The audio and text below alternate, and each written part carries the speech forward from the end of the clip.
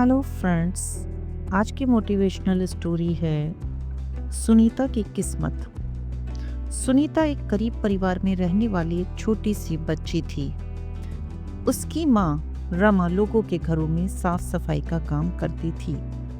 उसके पिता एक दिहाड़ी मजदूर थे। उन्होंने कभी काम मिल जाता था तो कभी काम नहीं मिलता था।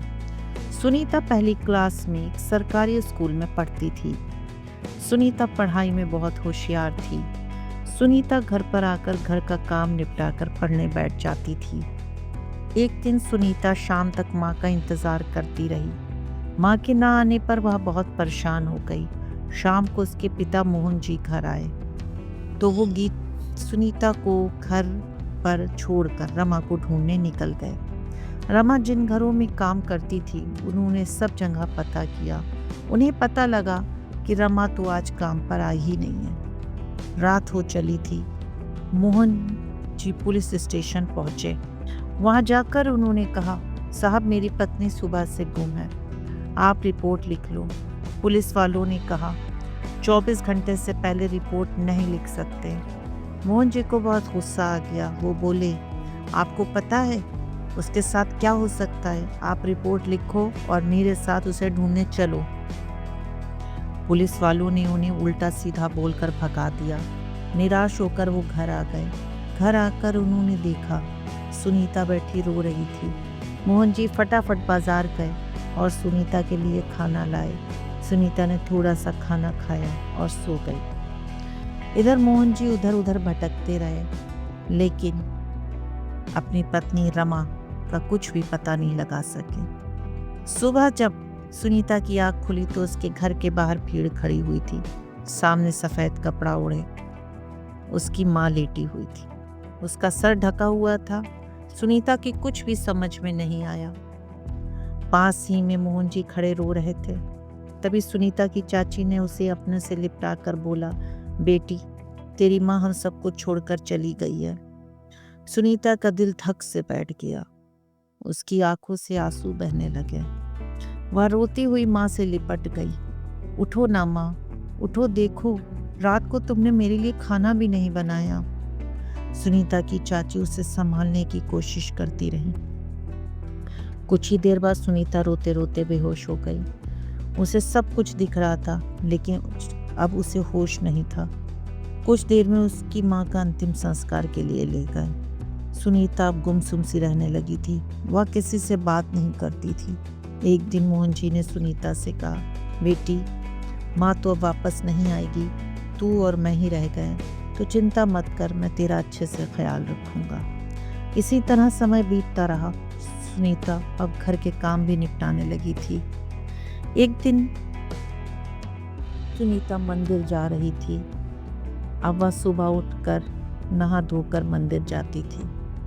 उसकी माँ को मरे हुए 2 महीने हो गए थे।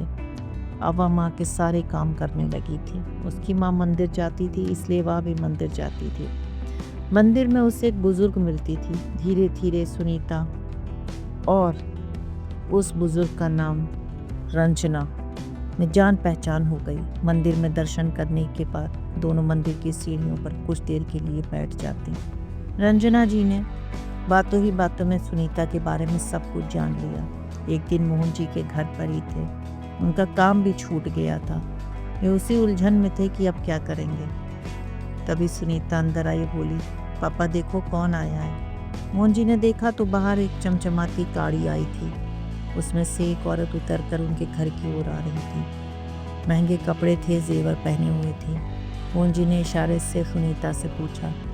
सुनीता ने बताया, अरे पापा ये वही रंजना जी हैं जिनके बारे में मैंने आपको बताया था। ये रोज़ मुझे मंदिर में मिलने आती हैं। आज ये घर आने के लिए कहने लगे तो मैं इन्हें ले आई। मोहन जी ने उनका हाथ जोड़कर स्वागत किया और बोले, मालकिन आप क्यों कष्ट किया, बच्ची से कह देती मैं आपकी सेवा में हाजिर हो जाता। इस सुनकर रंजना जी ने कहा, कुएं को प्यास के पास आना पड़ता है। मोहन जी बोले, मैं कुछ समझा नहीं। ओह मैं तो भूल ही गया। आप बैठिए, आपके लिए कुछ खाने को लाता। रंजना जी बोली, नहीं मोहन जी परेशान मत होइए, आप बैठिए, मुझे आपसे कुछ बात करनी है।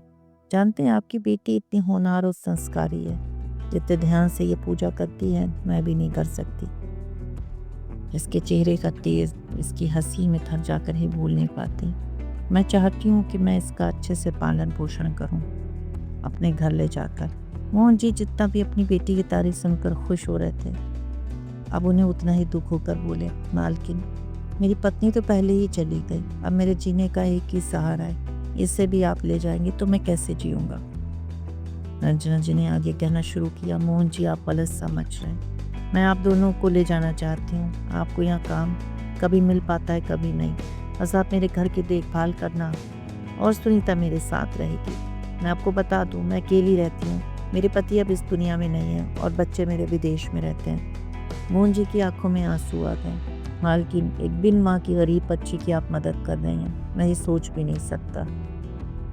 रंजना जी ने कहा, नहीं मोहन जी, इस बच्चे से मिलते मिलते मैं इसे चाहने लगी हूँ। जानते हैं इसकी थोड़ी सी छोटी मेरी पोती होगी, लेकिन उसे मैं सिर्फ वीडियो कॉल पर ही देख पाती हूँ। मैं इसका अच्छे से पालन पोषण करूँगी, आपकी बेटी लाखों में एक है।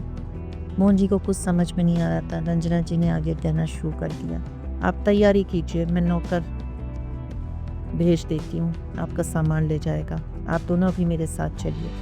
रंजना जी दोनों को गाड़ी में बैठा कर घर ले जाती हैं। घर से दो नौकरों को ड्राइवर के साथ मोहन जी के घर भेजकर ज़रूरी सामान मंगवा लेती हैं, जिसमें सबसे ज़रूरी है कि सुनीता की माँ का फ़ोटो। धीरे धीरे समय बीत जाता है। एक दिन सुनीता घर आती है, पापा देखो मैं डॉक्टर बन गई, आज ही मुझे डिग्री मिली है, कल से मुझे सरकारी अस्पताल जाना है। मोहन जी उसे अपने साथ ले गए। एक बड़े से हॉल में रंजना जी की तस्वीर लगी थी। मोहन जी बोले, बेटी इन्हें नमन कर जिन्होंने तेरी किस्मत बदल दी। माना ये देवी अब हमारे बीच में नहीं है, लेकिन मुझे आज भी याद है अपने अंतिम समय में उन्होंने मुझसे यही कहा था कि मेरी यही अंतिम इच्छा है, मैं अंतिम संस्कार मेरी बेटी सुनीता ही करे। अब ये सब संभाल ले, अब इसे डॉक्टर बनाना। सुनीता और मोहन जी दोनों की आंखों में आंसू बह रहे थे।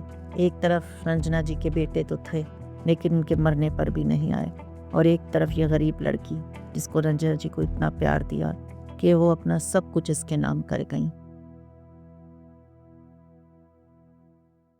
आपको ये कहानी कैसी लगी कमेंट्स में लिखिएगा। अच्छी लगी तो शेयर करिएगा, लाइक करिएगा और सब्सक्राइब करिएगा। Thank you.